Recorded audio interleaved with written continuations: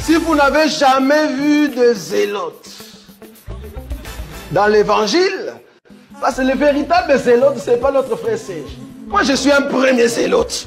Parce que j'ai donné la définition de ces zélotes-là. Nous sommes des hommes qu'on a déjà tués depuis longtemps. Un cadavre qui marche. Maintenant, nous allons passer à notre question-réponse.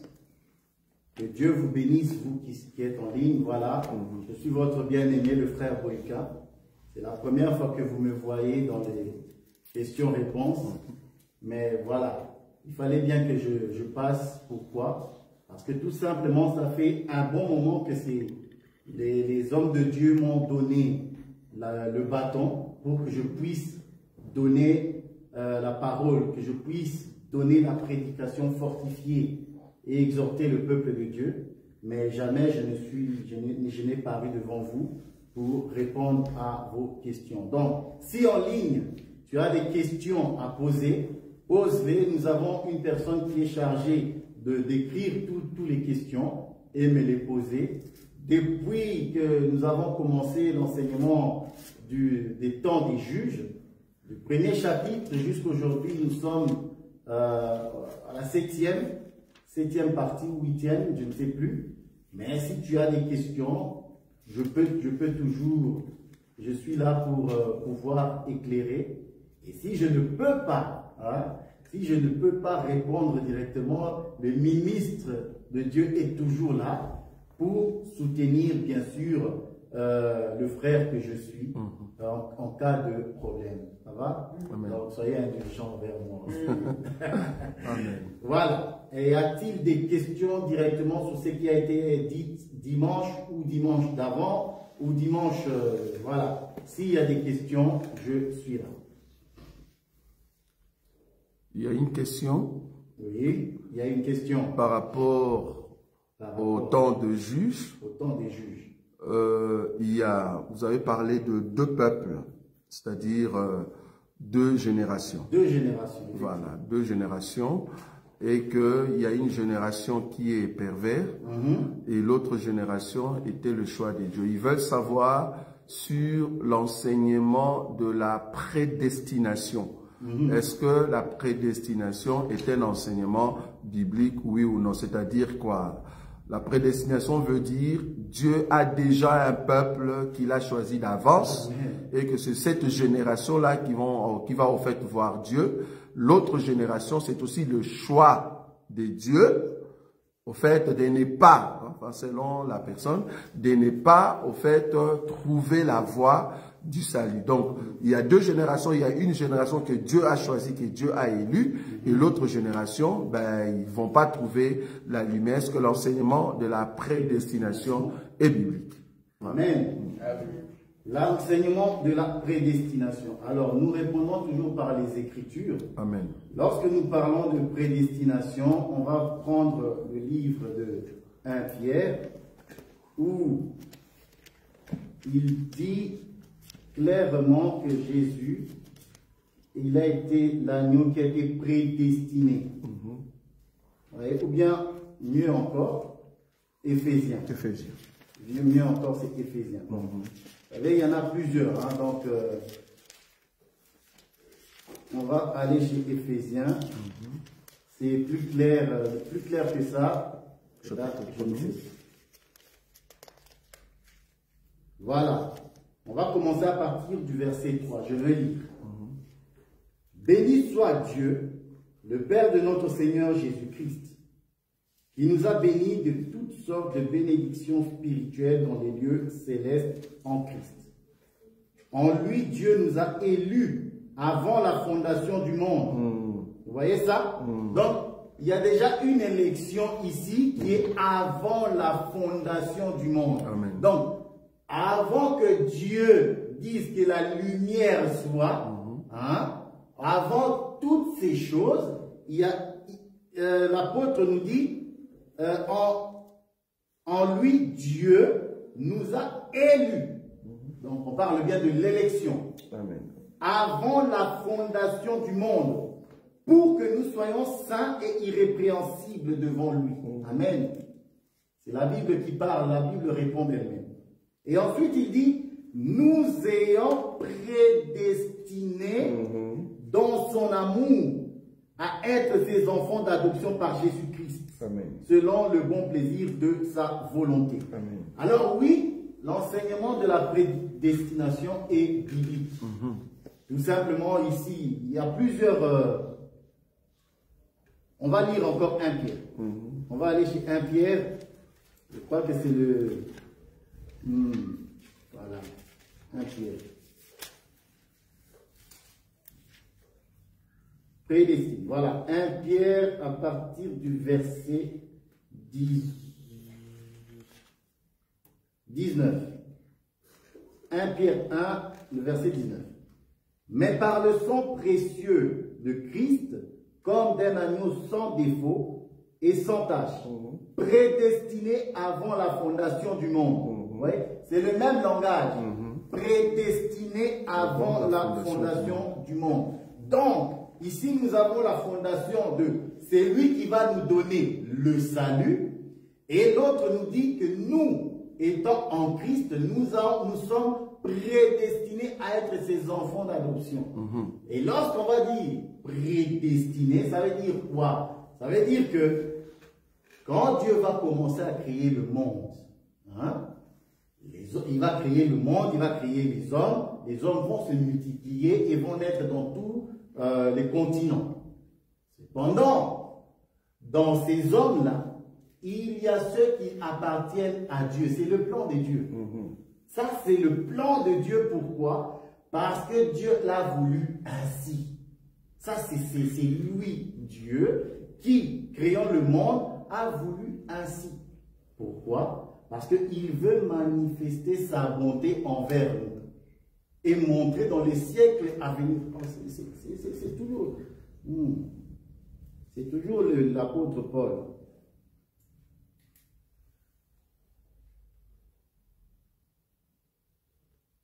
Bon, je vais lire le chapitre 3. Voilà. Le chapitre 3, à partir du verset 10. Afin que les dominations et les autorités dans les lieux célestes connaissent aujourd'hui par l'Église la sagesse infiniment variée de Dieu. Selon les desseins éternels, c'est un dessein éternel, c'est un plan établi depuis l'éternité. Voyez? Qu'il a mis en exécution par Jésus-Christ, notre Seigneur. C'est ça? Hein? Vous le voyez? C'est Éphésiens? Éphésiens 3. Ok. À partir du verset 10. Pourquoi? Dieu a son plan, il a son dessein qu'il veut mettre en place pour montrer son amour à ceux qu'il a choisis depuis avant la fondation du monde. Et dans ce plan-là, il y a dans ce plan ceux qui vont naître en Afrique, en Amérique, en Océanie et partout ailleurs. Dieu sait comment il va rassembler ses enfants. Dieu sait comment il va les éclairer. Et quiconque est de l'éternité entendra le son de la trompette, donc la prédication. Et lorsqu'il entendra la prédication, il saura directement, parce qu'il a en lui la sémence de Dieu. Parce que la Bible va nous dire, Dieu a mis en l'homme la pensée de l'éternité. Amen. Ça, c'est c'est le sage, Salomon, qui nous dit ça. Il a mis en l'homme la pensée de l'éternité. Il y a de ceux qui ont la pensée de l'éternité et ils vont entendre le son et ils vont reconnaître la voix de leur maître. Selon que Jésus a dit, les brebis entendent ma voix et ils me suivent. Et ils n'entendront pas un autre, ils fuiront loin de lui. Voilà. Ça, c'est la prédestination, c'est biblique. Amen. Et pour clôturer un peu, j'espère avoir éclairé cette personne-là, c'est toujours le sage Salomon qui dit, qu'est-ce qu'il dit? Comment il le dit? Il dit qu'un enfant laisse déjà voir par ses œuvres ce qu'il sera. Amen. Quand nous parlons de la prédestination, un prédestiné, peut-être je n'avais pas souligné ça, un prédestiné, on le reconnaît par sa marche. Très bien. Quand tu es prédestiné, Un prédestiné n'a pas cette mentalité de dire, vu que je suis prédestiné, je peux pécher. Voilà. Ce n'est pas vrai. Quand tu es prédestiné, lorsque tu étais encore ignorant, on peut comprendre. Mais lorsque tu as reçu, lorsque la lumière est venue vers toi, dès que la vie de Christ, ça veut dire le message, l'enseignement est entré, tu n'as plus envie de pécher. Tu ne trouves pas de prétexte. Tu ne trouves pas de prétexte de vivre dans le péché. Non, non, non, non, non. Un prédestiné montre qu'il est prédestiné par l'obéissance à la parole de Dieu. Ça, j'aime. C'est ça. Je crois que je n'avais pas souligné cet aspect-là. C'est très important. Que le prédestiné, il est prédestiné. Nous voyons qu'il est prédestiné. Très bien. Parce qu'il obéit à la parole de Dieu. Amen. Amen. Voilà. Et pour un dernier verset pour la question. Ah, j'aime beaucoup ça. C'est très bien, ça c'est très enrichissant. Vous voyez, les questions-réponses, c'est très bon parce que c'est bien de prêcher. Mais il faut aussi répondre Très bien. à ce que tu as prêché là. Cette partie-là, explique-nous. Et si tu ne sais pas expliquer, c'est vraiment compliqué. Béni soit Dieu, parce que l'homme de Dieu nous met vraiment devant la lumière pour que la lumière te voit bien. Très bien. Les gens vont te voir. Amen. Amen. Écoutez ce que Paul va dire. J'aime beaucoup ça. Dans Galates. J'aime ça. J'aime beaucoup ce texte. Galates, le chapitre 5, au verset 13. Là, c'est pour dire contre tous ceux qui se disent prédestinés et qui veulent vivre mal. Tu n'es pas prédestiné. Il dit ceci. Frère, vous avez été appelés à la liberté. Seulement, ne faites pas de cette liberté un prétexte de vivre selon la chair. Mais rendez-vous par la charité serviteurs les uns les autres. Vous voyez? Ne faites pas de cette liberté, donc de la grâce que vous avez, un prétexte de vouloir camoufler son péché. Oh non, c'est pas grave. Il continue. C'est pas grave. Est-ce qu'une telle personne qui tombe et qui tombe encore et encore, parce qu'il n'y a pas de repentance. Là, il n'y a pas de repentance. Tu ne peux pas nous dire que tu es prédestiné, mais tu te caches derrière la grâce sous prétexte que la grâce, Dieu pardonne, Dieu pardonne tout. Non, non. Non, un prédestiné doit montrer qu'il est prédestiné par son obéissance que nous verrons qu'il est prédestiné. Amen. Amen. Amen. S'il y a encore des questions, on est là. On a parlé des deux générations, on a parlé de Judas, on a parlé de beaucoup de choses. Donc on est toujours là pour répondre. Oui, la sœur. Ma question concerne Josué.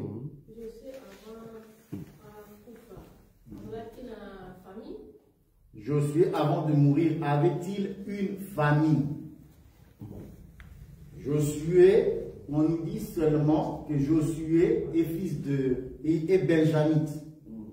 Là-bas, Josué est benjamite et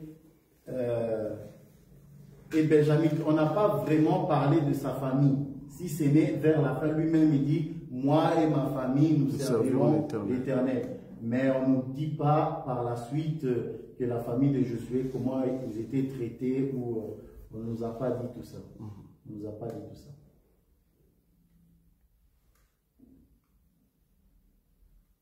Souvenez-vous que j'ai dit que la génération de Josué, avec les anciens, c'était la génération où lorsqu'ils étaient encore là, le peuple craignait l'Éternel. Pourquoi? Parce que nous avons compris que pendant ce temps-là, le peuple cherchait l'Éternel, le peuple obéissait à l'Éternel. Comment? Parce que nous avons interprété ça, que lorsqu'il y a les hommes de Dieu qui sont là, enseignant la parole de Dieu, la crainte s'empare d'eux, l'amour de Dieu remplit le cœur, et cet amour-là, c'est cet amour-là qui fait que le peuple puisse obéir au Seigneur. Et lorsqu'on cherche Dieu, le Seigneur soutient. Il y a eu plusieurs messages, hein, je n'étais pas toujours là, donc vous pouvez prendre aussi les autres messages. Hein. Très bien. Mais par contre, il y a une question, mais la question ne concerne pas l'enseignement. La question concerne Malachie. Bon, ça, on pouvait toujours prendre en considération. Bon, j'ai deux questions. Malachie 4, le verset 5. Malachie 4. Le verset 5. Ça, c'est un frère qui est de notre assemblée. Il a rencontré au fait de branamistes et on lui a dit que cet homme qui devait venir ici, c'est le prophète au fait Branham. Et il voulait avoir la réponse, la confirmation. Oh, Voilà. Vous avez dit un autre nom, mais Branham. Oui. Donc eux, ils disent que Malachie 4, 5. Voici, je vous enverrai. Élie, le prophète, avant que le jour de l'Éternel arrive, ce jour grand et redoutable. Et ils disent que ce jour-là, au fait, c'est Branham qui devait venir avant le jour en question, et il dit c'est l'enlèvement. Voilà. Ok. Donc, est-ce qu'on peut aider ce frère-là à répondre? Bien sûr, on peut aider ce frère. Bon. On va lire d'abord le Malachie 4, 5. Voici, je vous enverrai Élie, le prophète, avant le jour de l'Éternel, avant que le jour de l'Éternel arrive, ce jour grand et redoutable. Alors, à cette question, je crois que le Seigneur Jésus-Christ lui-même avait déjà répondu. Pourquoi? Parce que lorsque Jean-Baptiste s'est retrouvé en prison, Jean-Baptiste a envoyé des messagers auprès de Jésus pour lui dire: es-tu celui qui doit venir ou devons-nous en attendre un autre? Et Jésus va, en ce moment-là, la Bible dit, il a fait des miracles. Il a ouvert les yeux des aveugles, il a fait beaucoup d'autres miracles. Et il dit aux messagers qui étaient venus vers lui: allez dire à Jean tout ce que vous avez vu. Les miracles s'effectuent et la bonne nouvelle est annoncée. Heureux celui qui ne perd pas courage ou foi en moi. Voilà. Jean-Baptiste étant prophète, concernant ce qui s'était passé, il sait directement de quoi Jésus est en train de parler. Très bien. Pourquoi? Parce que Ésaïe 35 va répondre à ce que Jésus avait dit. C'est dans Ésaïe 35, si je ne me trompe pas de texte. Ésaïe 35 va répondre. Et on voit bien que lorsque Jésus dit ça à Jean, Jean étant prophète, il connaît ces choses. Donc c'est Dieu qui est dans la chair qui agit. Très bien. Voilà. Alors, quand les messagers sont partis, Jésus est resté avec la foule. Restant avec la foule, il va dire à la foule, je vais lire ça. Matthieu chapitre 11, dans les synoptiques, vous verrez que Luc aussi en parle. Luc 7, oui. Ouais. Moi, je prends vite fait Matthieu, le chapitre 11, le verset 13. Il dit ceci: car tous les prophètes et la loi ont prophétisé jusqu'à Jean. Et si vous voulez le comprendre, c'est lui qui est l'Élie qui devait venir. C'est clair. On n'a pas besoin de chercher Élie. Quand on dit Élie, ici c'est Élie physique. C'est lui qui devait venir. C'est Jésus qui dit au peuple, il leur donne la réponse. Si vous voulez le comprendre, parce que c'est une chose de caché, il faut donc que ça soit révélé. C'est lui, Élie, qui devait venir. Donc, Branham n'est pas Jean-Baptiste, que je sache. Non, Branham, c'est Branham. Et d'ailleurs, si cet homme était vraiment prophète, il n'aurait pas orienté les gens vers lui, mais vers Jésus. Parce que Jean-Baptiste, de son vivant, a orienté les gens vers Jésus. Très bien. Donc, non, pour répondre à la question, je crois que les synoptiques, tu peux toujours comparer dans les synoptiques pour voir comment c'est clair. Et là, j'ai donné Matthieu, mais tu peux toujours voir ça dans les autres livres de l'Évangile. Très bien. Donc, pour surenchérir, ce que l'homme de Dieu veut de dire, Donc, dans Malachie, par exemple, le verset 6, dans le chapitre 4, le verset 6, parce que eux, ils touchent aussi ces versets-là. Il ramènera le cœur de père à leurs enfants et le cœur des enfants à leur père, de peur que je ne vienne frapper le pays de l'interdit. Donc, on voit, il y a deux rôles de Élie. Premier rôle, il doit ramener le cœur de père à leurs enfants, c'est ce que Jean-Baptiste a fait. Jésus-Christ l'a même dit. C'est-à-dire, le peuple qui était au temps de Jésus, c'était des enfants, et il fallait qu'ils acceptent la foi de leur père. C'est-à-dire Abraham, Isaac et Jacob. Alors, Élie devait ouvrir cette porte par Jésus pour que le peuple du temps de Jésus, qui sont considérés comme les enfants, ils doivent accepter la foi de leur père. Maintenant, la deuxième partie, parce qu'eux aussi, ils sont d'accord que la première partie, c'est Jean-Baptiste. Là où eux, ils ne voient pas, c'est la deuxième partie. La deuxième partie, il est dit, et le cœur des enfants à leur père. Là-bas, ils ne voient pas. Vous voyez? Eux, ils disent, c'est Branham. Or, c'est faux. Parce que Branham n'a pas ramené Israël, le cœur des enfants, à leur père.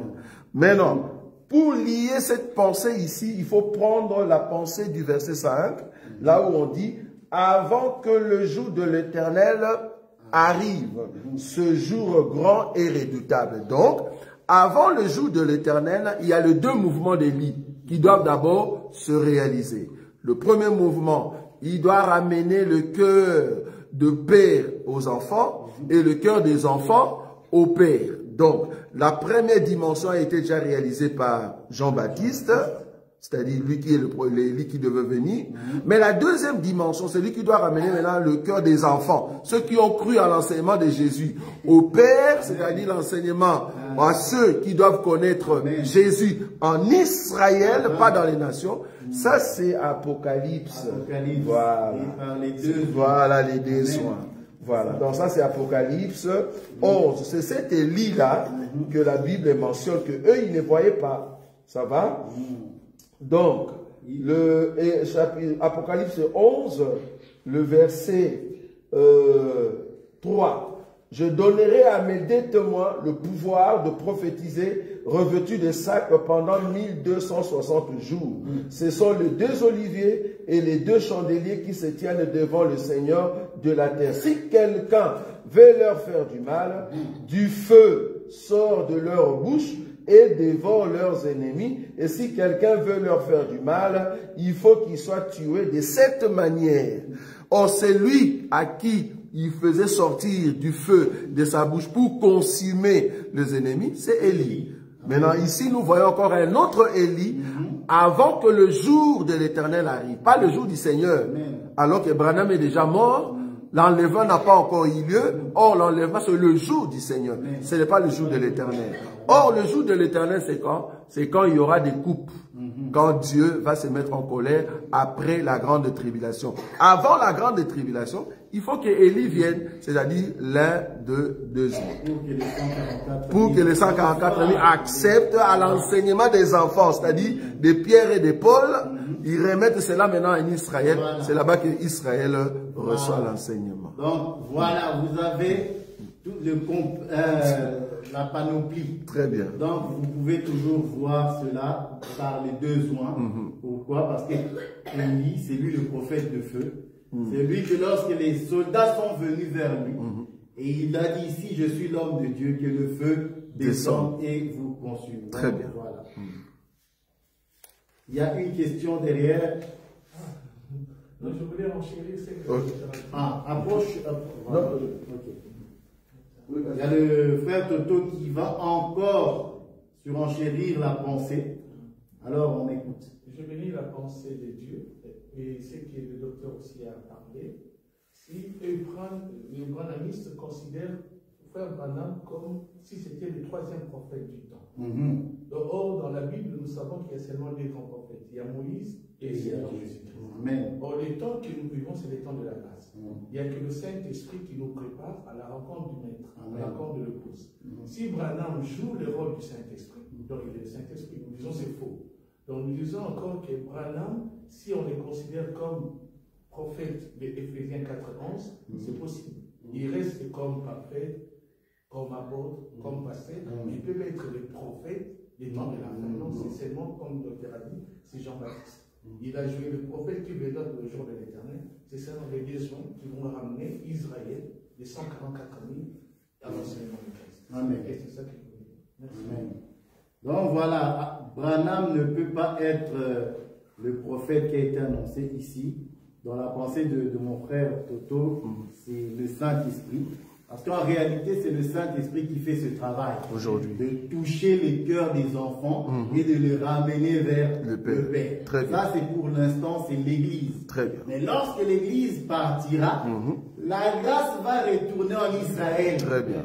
Par les besoins, le Saint-Esprit va opérer par eux. Très bien. Et le Saint-Esprit va toucher Israël, comme Dr Roger l'a dit, et Israël recevra le message, et bien sûr, comme vous le savez, ils seront tués. Et c'est là maintenant qu'il n'y aura plus, parce qu'ils ont accepté. Très bien. Voilà. Donc ça, c'est la partie où le Saint-Esprit a fait tout le travail. Amen. Donc voilà.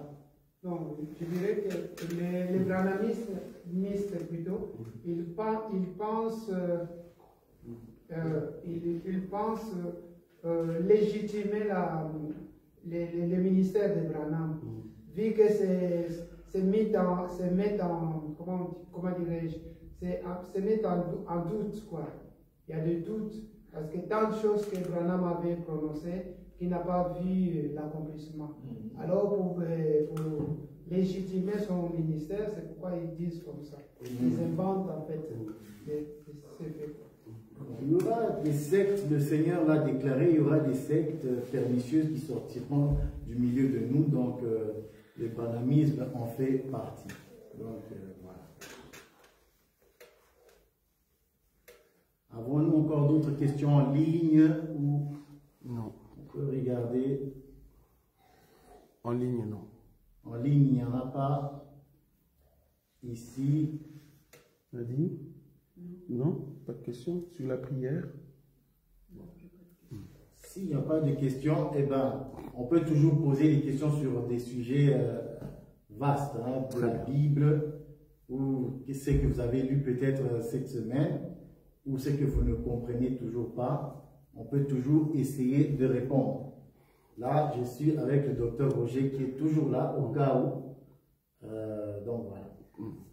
Il y a une question, comme on est dans le divers, la question c'est de savoir, quand la Bible dit Dieu ne regarde que le cœur, enfin il regarde le cœur, il ne regarde pas les dehors, ça va?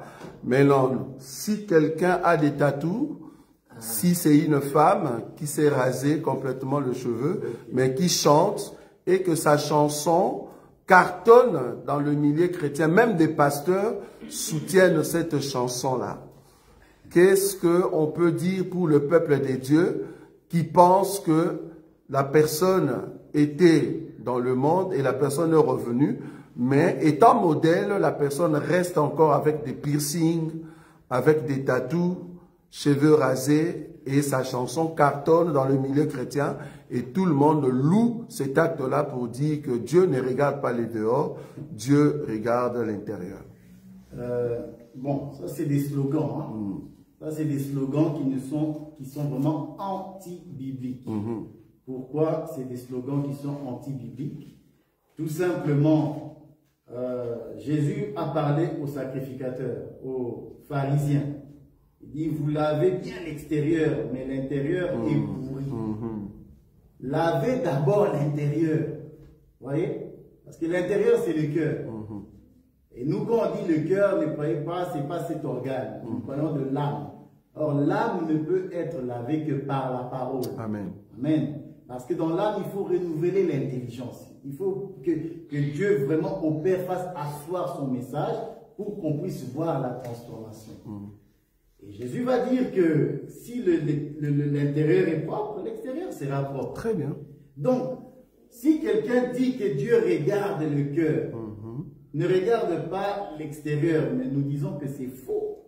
Parce que si ton intérieur est propre, ton extérieur aussi sera propre. Amen. Amen.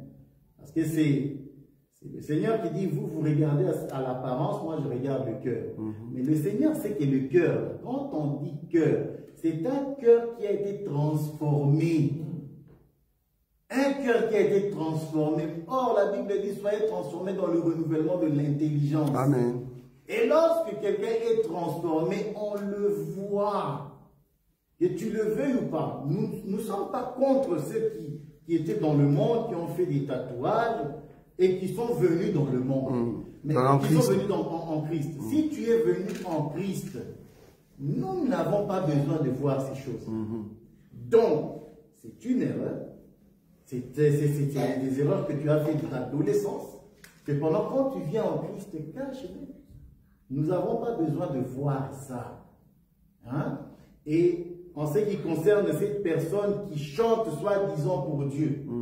Or, lorsqu'on est chante, ça veut dire qu'on se fait ambassadeur. Pourquoi? Parce que oui, la chanson fait partie aussi des accompagnements de l'édification. Donc, puisque c'est une œuvre qui annonce le Seigneur, la personne qui fait ça doit être propre. Or, pour être propre, il faut être propre à l'enseignement, parce que tu enseignes, tu parles d'une certaine manière, tu édifies le peuple. Parce que le peuple est édifié.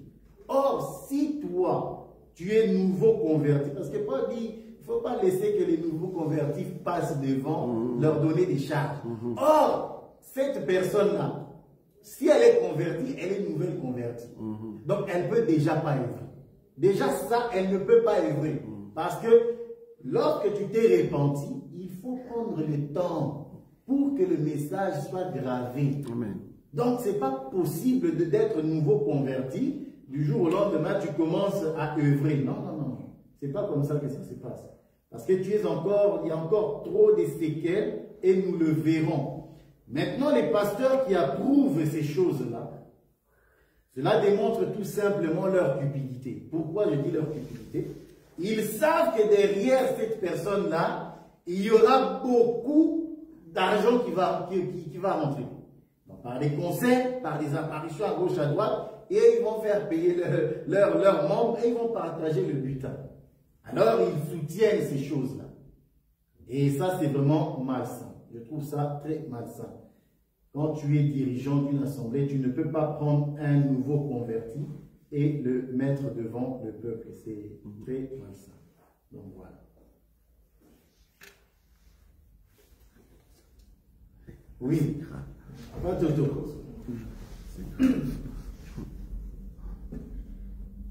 Je voulais rajouter Ézéchias 36, 26. Ézéchiel 36, 26. 36. Ézéchiel 36, verset 26. Que dit la Bible? 36, verset 26, je lis. Je vous donnerai un cœur nouveau, et je mettrai en vous un esprit nouveau. J'ôterai de votre corps le cœur de pierre, et je vous donnerai un cœur de chair. Je mettrai mon esprit en vous, et je ferai en sorte que vous suivez mes ordonnances, et que vous observiez et pratiquiez mes lois. Amen. Amen. Je parle dans le même contexte que vous avez dit. Si Dieu regarde le cœur, nous disons oui, amen. Dieu regarde le cœur. Quel cœur que le Seigneur regarde? Amen.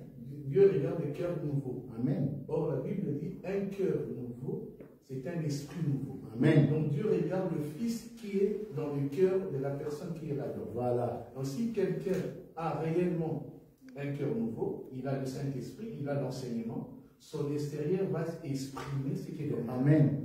Nous disons que ces gens-là, la façon de leur habiller, ils ne respectent pas la modestie, tout ça, et ça vient aussi de l'intérieur est pour eux. S'ils avaient réellement le Fils, ils devaient écouter le Saint-Esprit en eux, qui va leur donner le principe de Dieu par rapport à la vie. Amen. C'est ça qu'il a dit. Donc, les cœurs nouveaux que Dieu regarde, ce n'est que l'enseignement, ce n'est que Judas, Amen. ce n'est que Christ qui est dans ta vie, que le Seigneur regarde. C'est ça que je voulais dire. Voilà, le cœur nouveau, vous avez le verset, et je crois que dans les jours à venir, ça fait partie aussi des versets que je vais utiliser dans la prédication. Donc voilà, ces personnes-là, comme Dr Roger l'a dit dans sa question, ils ont des tatouages et puis la femme en question est rasée. Or, la Bible dit que c'est une honte pour une femme d'avoir les cheveux rasés. Et d'ailleurs, ces femmes qui prêchent, et ça c'est pas seulement pour elles, c'est pour toutes ces femmes qui prêchent, vous faites profession de servir Dieu. Alors, quand tu fais profession de servir Dieu, il faut obéir à la doctrine. Vu que c'est le nom de Dieu que tu es en train de professer, tu es devant les gens. Mais la Bible dit que la femme prenne un voile et couvre sa tête. Couvrez-vous ne fût-ce que la tête, parce que vous mettez devant. Donc, si vous vous mettez devant, couvrez aussi la tête, comme ça vous chantez. Et le peuple sera béni parce qu'on verra que la doctrine est respectée. Amen. Donc, voilà. Voilà. Une autre question, c'est par rapport à la danse, parce que tu as parlé les dimanches sur la danse étant l'application de mettre en pratique la parole de Dieu. Est-ce que la danse maintenant physique dans l'église, est-ce qu'elle est interdite? Bon, maintenant le problème avec la danse physique, c'est quoi? Parce que nous voyons beaucoup de choses. En Amérique, les gens, il faut voir les gens danser en Amérique. Les Américains, ils dansent, ils font du break dance dans l'église. Et pour eux, c'est comme ça qu'ils servent le Seigneur. Mais il faut les voir. Ils ont une musique là quand ils mettent. Mais il faut voir les Américains. Mais il faut les voir, les Américains. Vous voyez? Et pour eux, c'est l'effusion de l'esprit. Hein. C'est comme ça qu'eux servent le Seigneur en disant que c'est la danse de l'esprit. Or, la danse de l'esprit, ça ne peut pas être ça. Déjà là, c'est faux. Parce que si tu dis la danse de l'esprit, alors là, tu es en esprit. L'esprit, quand elle s'exprime, c'est l'obéissance. Pourquoi nous disons que c'est l'obéissance? Parce que c'est David qui nous a éclairé là-dessus. Hein. David danse devant le Seigneur, parce qu'ils prennent toujours David comme exemple. Ouais, mais David a dansé devant l'arche. Non. David, quand il a dansé devant l'arche, il a exprimé sa gratitude devant le Seigneur. Mais David est prophète. C'est là où les gens ils oublient que David, c'est un prophète. Et David a donné la réponse à ce qu'il faisait. Il dit, je m'humilie devant Dieu. Or, nous savons que celui qui s'humilie, c'est celui qui obéit à la parole. Et David a exprimé cela en danse et en se déshabillant. Voilà, c'est ça même le signe de la soumission et de l'humilité. Maintenant, dans l'église aujourd'hui, là on parle chez les Congolais, les danses. Le problème avec les danses congolais, c'est quoi? Je suis congolais. C'est que si vous concentrez vos danses sur la partie inférieure du corps, ça commence à devenir obscène. C'est ça le problème. Et nous avons vu des hommes de Dieu. Nous avons vu et nous les connaissons. Ils ont enlevé leurs vestes. Ils ont attaché. Mais il faut les voir. Et quand tu regardes ça, tu as même envie de fermer tes yeux. Et eux, ils disent qu'il n'y a rien de mauvais. Non, non, ça c'est incitation au mal. Parce qu'il y a des femmes qui sont là, toi tu fais des gestes obscènes, parce que c'est des gestes obscènes. Ça fait allusion à autre chose, de pas très catholique, comme diraient les hommes du monde. C'est pas très propre, c'est pas décent, c'est malsain. Et nous ne pouvons pas montrer ces genres de choses dans l'assemblée. Non. Si on veut danser, il faut avoir dans la danse certaines retenues pour ne pas être un scandale pour l'autre. Amen. Amen. Donc, si je peux dire ces petits mots, pour ceux qui aiment danser, il faut avoir la maîtrise de soi. Il faut avoir la maîtrise de soi parce que, voyez-vous, si un homme danse comme ça, maintenant on met une femme, C'est ça. Mais non, il y en a. Hein.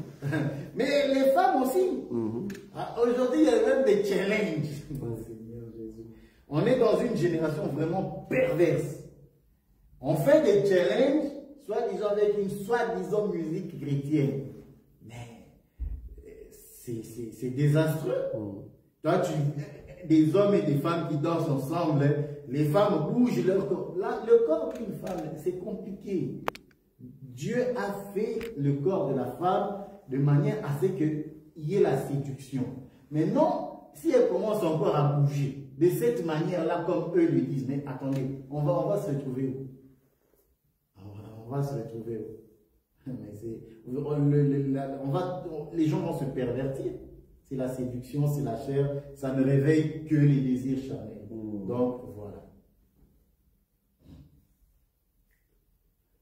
Moi, j'ai une petite question au docteur. Il y a eu un temps que tu avais fait un débat avec le patriarche Emmanuel Ngouri. Je ne sais pas si vous vous en souvenez encore. Alors, la thématique était l'Autriche et puis l'Antéchrist. Alors, mais cette thématique n'a pas été débattue et vous avez entrelacé ce thème. Mais tu avais parlé ou tu avais stupéfait, comment on dit, l'Autriche à Christ. Oui. Typologie. Typéfait, voilà. Typifié. L'Autriche à Christ. Ok. Alors, je ne sais pas, comme ça n'a pas été débattu, je voudrais savoir si tu as quelques évidences en fait que tu peux ça, c'est dans le livre de Job. C'était Job 39, 13, comme ça. Il a envie de savoir que représente l'Autriche, comment Dieu protège ses enfants et tout ça. Ça, c'est vraiment les thématiques que docteur Roger aime beaucoup. Et c'est très beau. Très beau. Ben, on va prendre. Hein, on va prendre Job. Pour normalement, ça c'est dans les cadres d'une question d'une compréhension personnelle. Ben, on peut toujours le faire en privé. Hein. Donc, c'est comme j'ai répondu tout à l'heure aussi à ma soeur Mamie, qui voulait connaître l'explication d'Ézéchiel 21 à partir du verset 17. Bon, des questions comme ça, normalement, ce n'est pas dans les cadres de questions-réponses. Le cadre de questions-réponses, c'est vraiment des prédications qu'on a présentées, qu'on a déjà présentées et qu'on repose. Ça va? Voilà. C'est dans ces cadres. Sinon, quelqu'un peut venir ici et dire, explique-moi le livre d'Esdras. Oh mon Dieu, mais il y a 9 chapitres. Voilà, donc... il faut vraiment dans le contexte historique, prophétique et tout ça, c'est compliqué. Donc là, c'est vraiment dans les cadres privés qu'on peut poser cela. Même comme la question est posée sur un enseignement que j'ai déjà présenté, donc Autruche, c'est Job combien? 39, c'est ça? 14. Alors, 39, 14, il est dit ceci. Non, c'est pas 14. Non, c'est pas 14, l'aile de l'Autruche. Comment? Ah bon? 17. 17. 39, 17. Ok. Mais l'Autruche abandonne ses œufs à la terre. Et les fait chauffer sur la poussière. Très bien. Elle oublie que les pieds peuvent les écraser. Très bien. Qu'une bête de champ peut les fouler. Très bien. Elle est dure envers ses petits, comme s'ils n'étaient point à elle. Elle ne s'inquiète pas de l'inutilité de son enfantement. Très bien. Car Dieu lui a refusé la sagesse. Il ne lui a pas donné l'intelligence en partage. Quand elle se lève, elle se lève et prend sa course. Elle se rit du cheval et de son cavalier. Est-ce toi qui donnes la vigueur au cheval? Bon, ça, voilà, donc ici, si on considère cette écriture pour typifier Jésus, remarque que l'autruche a eu 2 œufs, ses enfants qui sont sortis de son ventre, et qu'est-ce qu'il fait? Il prend ses enfants, il vient le mettre dans une terre. Là, nous voyons Dieu, au temps de la loi, qui a pris Israël et les a placés dans Canaan. Ça va? Ça, c'est Dieu. Donc, il a pris d'abord Israël, il vient le placer dans Canaan. C'est aussi Dieu qui nous a pris dans la prédestination et il nous a amenés sur terre. Vous voyez ça? Maintenant, on dit, il oublie qu'il y a soit les pieds qui peuvent écraser l'œuf. Or, le seul pied qui peut écraser l'œuf, c'est l'ennemi Satan. Amen. C'est l'ennemi Satan. Donc, l'ennemi Satan est sur la terre, mais Dieu nous a envoyés là-bas. Vous voyez? C'est ça. Dieu nous a envoyés là-bas.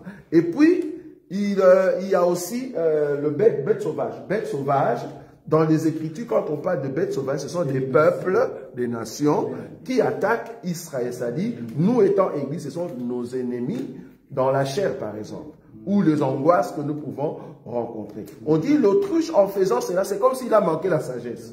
Mais en réalité, non. Il n'a pas manqué la sagesse. Donc, il nous a laissé comme ça sur terre. Celui qui l'a fait, c'est notre Seigneur Jésus. Mais remarquez, le verset 21. Quand elle se lève, le mouvement de s'élever, d'abord, c'est le mouvement de l'enlèvement, c'est le mouvement où le Seigneur vient visiter son peuple. Vous voyez? Quand il s'élève, là, ça peut être l'enlèvement ou la visitation. Maintenant, la deuxième partie, prend sa course, elle se rit du cheval et de son cavalier. Or, prendre la course ici pour se moquer du chevalier, là nous parlons d'Israël. Ça peut aussi être nous, si je le prends dans la doctrine. C'est-à-dire quand le Seigneur vient en notre secours, ben, on n'a plus peur de Satan. On n'a plus peur parce que l'homme qui est sur le cheval, c'est-à-dire le cheval et son cavalier, nous savons qu'il y a les 4 cavaliers. C'est-à-dire celui qui était sur le cheval blanc, cheval rouge, noir et puis pâle. Ça va? Ça, c'est l'ennemi. Donc, quand le Seigneur se lève dans ma vie, quand le Seigneur se lève dans ma famille, je n'ai pas peur de Satan. Il vient me secourir. Ça, c'est l'autruche. Et puis, quand il prend l'envol, là, maintenant, il emporte ses enfants et il n'a pas peur de la vitesse du cheval. Oh, le cheval, c'est le royaume que l'ennemi a utilisé, bien qu'ils viendront avec des armes, mais il n'y a aucune arme qui peut nous atteindre. C'est dans cette dimension-là qu'il faut voir la typologie de l'autruche. Ça va? Voilà. Voilà. Ça viendra aussi. Hein. Je prépare aussi. Je prépare beaucoup de messages en même temps. Ça viendra lorsque je parlerai de la zoologie de Dieu. Lorsque je parlerai que des animaux. On parlera que des animaux et on exhortera le peuple de Dieu par chaque animal dans la Bible. Et on parlera bien sûr de l'Autriche et ses œufs. Et puis, le bien-aimé a rajouté l'écriture. Dans d'autres versions, c'est le verset 13, mais dans ma version, c'est le verset 16. C'est-à-dire Job chapitre 39, le verset 13, mais dans d'autres versions, c'est le verset 16. On dit ceci, l'aile de l'Autriche, l'aile, pas les 2 ailes, l'aile de l'Autriche se déploie joyeuse. On dirait l'aile des plumages de la cigogne. Tu vas voir que le seul aile qui a été donné à Israël, d'abord c'est Moïse. Ça va? Donc c'est d'abord Moïse. Cette aile-là, c'est Moïse. Parce que normalement les 2 ailes de l'aigle ou les 2 ailes de l'autruche, vouloir ou pas, ben c'est au fait le 2 oies. Nous, au temps de la grâce, et à la loi et au témoignage. Mais quand on dit l'aile c'est 2 poids, c'est-à-dire on comprend que c'est l'aile qui est fort, l'aile qui est puissant, c'est ça au fait qui se déplace. Ça c'est dans une dimension. Mais dans l'autre dimension, l'aile qui se déploie joyeusement, c'est au fait les seigneurs qui acceptent de porter quoi? La croix.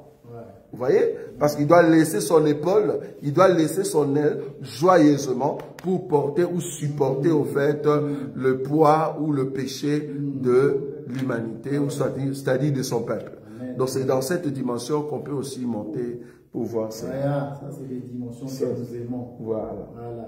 Donc l'aile, vu qu'on parle... L'aile de l'Autriche se déploie joyeuse. On dirait l'aile de plumage de la cigogne. Ça va? Voilà. Et pour appuyer sur l'aile, oui. On va voir Hébreu. Oui. Il dit que... Attendez, Hébreu. Oui. Attendez.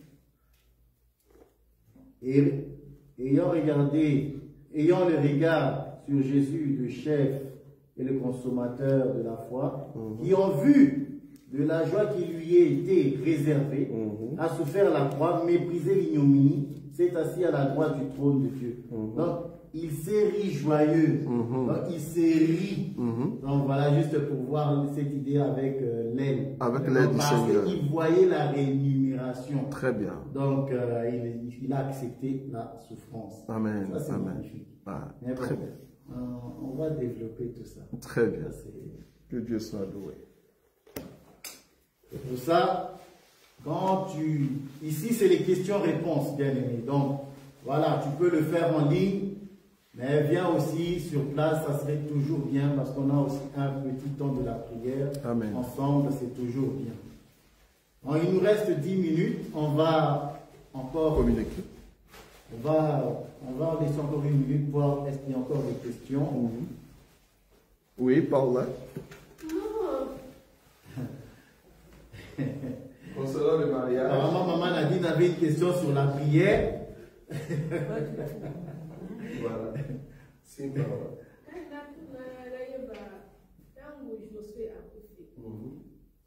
Quand Jésus est mort, les anciens, d'autres anciens sont-ils restés vivants? Oui. Quand on dit anciens, ça veut tout simplement dire ceux qui ont la capacité de donner l'enseignement à Israël. Hein. Donc oui, il y a tout. Si une génération est partie, hein, une génération qui part, j'ai bien expliqué la fois dernière, que la génération qui est partie, qui fut recueillie auprès des pères, c'est un type d'enlèvement aussi, au sein d'Abraham, ou soit par la mort, soit par l'enlèvement. Mais ça ne veut pas dire qu'il n'y en a plus qui sont restés à Israël, parce que souviens-toi qu'il y a eu des prophètes qui sont restés, qui ont encore continué à parler à Israël pour leur dire vous avez mal marché. Donc vous êtes méconduits et voilà. Donc nous prenons quand dans la prédication, on ne peut pas tout prendre. On prend des séquences et on explique au peuple de Dieu. On ne va pas prendre toute l'histoire des juges, c'est 400 ans, hein, c'est beaucoup. C'est beaucoup. Juste pour préciser sa question, en fait, quand le peuple sont sortis du désert, parce qu'il y avait Josué et Caleb, qui ont eux témoigné que le fils d'Anak, tout ça, nous allons le vaincre. Et Dieu s'est fâché vu que le comportement du peuple qui se voyait comme des souterrains. Est-ce qu'à part Josué et Caleb qui sont entrés dans la terre promise, est-ce qu'il y avait d'autres générations? Parce que Dieu a enlevé cette génération. Est-ce qu'il y avait d'autres générations qui étaient entrées en venant de l'Égypte jusqu'en Canaan? Ben, je dirais oui. Parce que dans ces groupes-là, il n'y avait pas les Lévites. Voilà. Parce qu'il faut tenir compte que les Lévites ne sont pas mentionnés. Les Lévites sont restés avec Aaron et Moïse. Très bien. Voilà, eux ils sont restés avec Aaron et Moïse. Qui dit Aaron et Moïse? Parce qu'en ce jour-là, on voulait lapider, on voulait tuer Moïse. Hein. Parce que bon, comme je dis, on prend des séquences, mais si on doit lire tout ce qui s'est passé, Moïse, le peuple était tellement furieux que si Dieu n'était pas descendu ce jour-là, ça serait la mort de Moïse. Non, il y avait des anciens qui étaient fidèles, ceux qui sont restés avec Aaron, les Lévites en tout cas, oui, ceux-là sont aussi entrés avec Josué comme Caleb à Canaan. Très bien. Mais cela est combien de temps qu'on a peuple Quel peuple? Le peuple du désert ou le peuple du temps de Josué qui fut recueilli? 40 ans. 40 ans. 40 ans. 40 ans. Parce que le chiffre 40 va représenter le chiffre de Judas, dans le chiffre 4, et c'est le chiffre du Sauveur. Quand il y a 40, tu te dis chiffre 4, il y a un Sauveur qui va se lever pour donner à son peuple l'accès à passer de l'autre côté. Mais nous allons voir ça aussi prochainement. La loi. Mais dans la barbe, il y a un temple, il y a un sacrificateur, pour le sacrificateur, il y a vivant. Non, non, les sacrificateurs étaient là. Mais quand on dit le peuple s'est perverti, il faut bien te rendre compte que c'est dans tous les niveaux. Hein. C'est dans tous les niveaux. Que ce soit au niveau des sacrifices. Ézéchiel, Dieu l'amène dans une vision pour qu'il voit ce qui se passe dans le temple. Il voit quoi? Les sacrificateurs qui font des obscénités, de la magie. De la magie. Les sacrificateurs, ils font de la magie. Donc, oui, on ne nous dit pas précisément que les sacrificateurs aussi, non, on englobe tout, ils ont généralisé. L'écrivain, c'est lui qui a écrit le livre des juges, et il a juste dit le peuple s'est perverti, après tel juge, le peuple s'est encore perverti. Bon, nous comprenons que c'est l'ensemble. Hein. Ils n'ont pas précisé, et les sacrificateurs aussi. Bon, dans ce temps-là, il n'y avait pas de roi, donc voilà. Mais quand un juge s'élevait, tu vois, donc le juge était comme un libérateur. Donc quand il y a eu le juge, ça veut dire que Dieu est au milieu de son peuple, directement aussi l'enseignement est là.